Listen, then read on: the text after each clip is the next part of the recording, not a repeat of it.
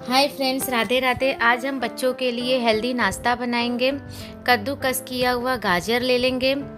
आप अपने हिसाब से और भी सब्जी डाल सकते हैं। कद्दूकस किया हुआ मैंने बीट लिया है और बारीक कटी हुई प्याज ली है और थोड़ा सा हरा धनिया डाल दिया है।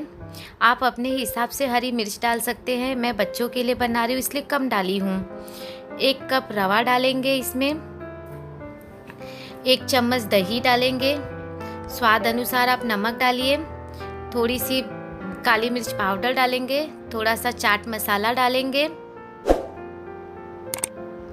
थोड़ा सा गरम मसाला डालेंगे।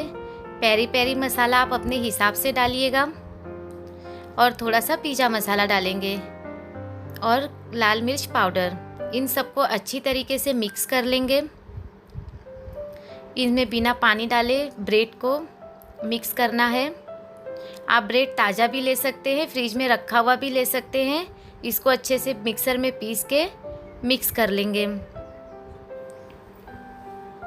फिर तवे पे तेल डाल के अपने हिसाब से छोटी छोटी टिक्की इसमें डालिए।